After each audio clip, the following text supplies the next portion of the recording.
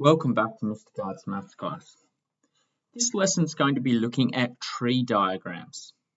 So we need to use a tree diagram if we have 3 or more events. It will work with 1 or 2, but like we saw in the last lesson, you can only use a 2-step table if there are 2 events. If we ever have more than 2, we have to use a tree diagram. So I think the best way of doing this is to go through some examples. They can get a little bit complicated, so it's not complicated but large. It's important that you give yourself plenty of space when you draw these up and you make them as neat as possible. So here's my scenario. The probability of flipping 2 heads and 1 tail in any order. So that means you can go head, tail, head, or tail, head, head, etc.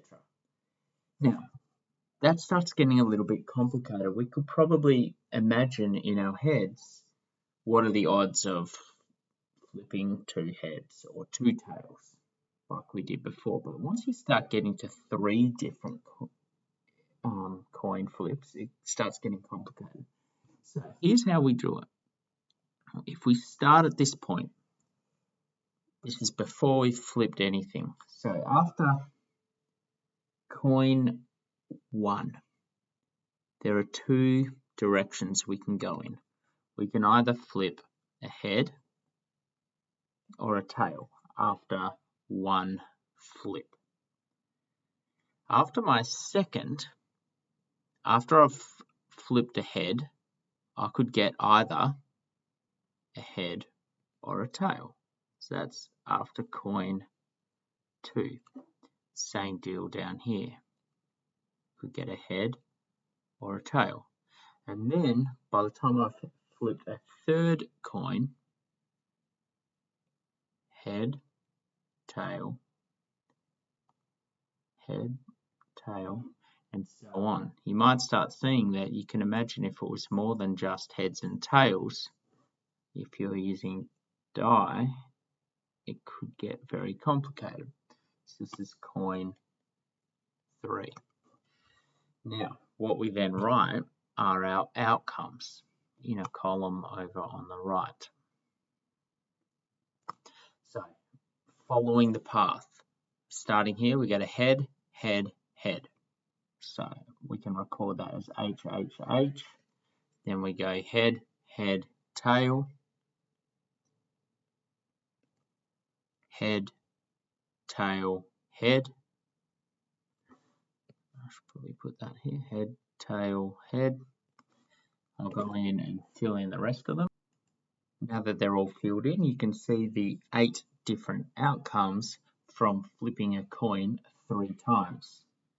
Now, the question was, what is the probability of flipping 2 heads and 1 tail? So now we have to manually go through our outcomes and look for any time that we have 2 heads and 1 tail.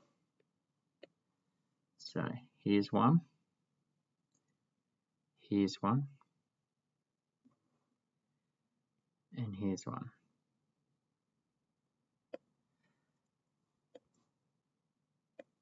Now, from before, the probability is equal to how many times does it occur, or how many times can it occur? There are 3.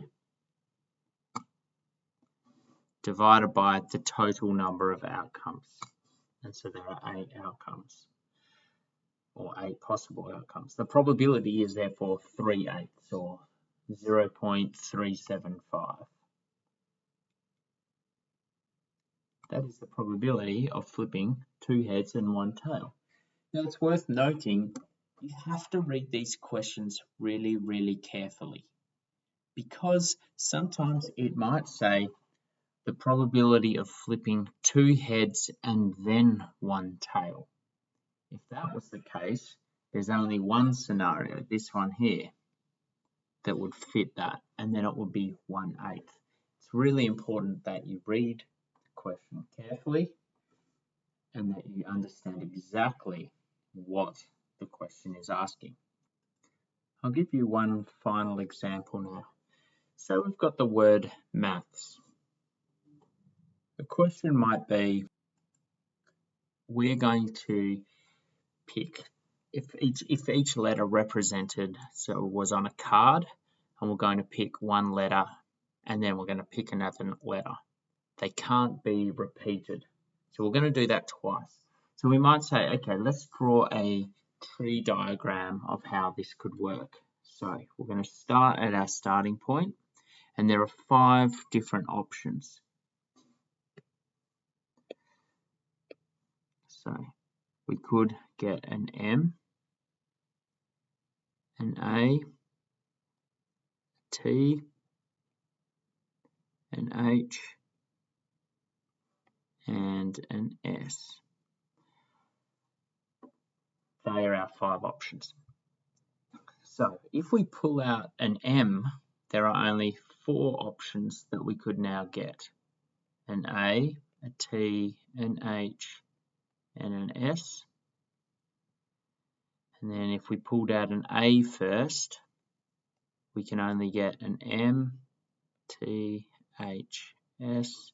I'll fill out the rest so you don't have to wait. You can see now that it actually does get quite messy. So our outcome lists is an MA, an MT, MH, MS, and so on. And there are all the different outcomes that we can get. So question again might be something like, what is the probability? So the probability that there is, let's say, 1 vowel. So you'll need to know your vowels and your consonants. So the vowels are A, E, I, O, U. We need to know what the probability is of getting 1 vowel. And the only vowels in this word are an A. I probably didn't really think that one out too well. So there's that. Anything that's got an A in it. All these ones. 1 there, 1 there. So we have 2, 4, 6, 7, 8. 8 different possibilities out of a grand total of, I think it's 20. So we can simplify that to 2/5, 0.4 or 40%. So the probability of pulling out an A is 2/5. That's pretty much it for this lesson. Again, a bit like many of the other ones, it's really important to have really neat setting out. Space your work out. Give yourself plenty of room in your book. If you have a look at the blue one that I did, you can see how it doesn't take long for it to get pretty overwhelmingly, squished up with information. So take your time, space it out, especially if you have lots of different options. That's it from this lesson. Thanks for listening.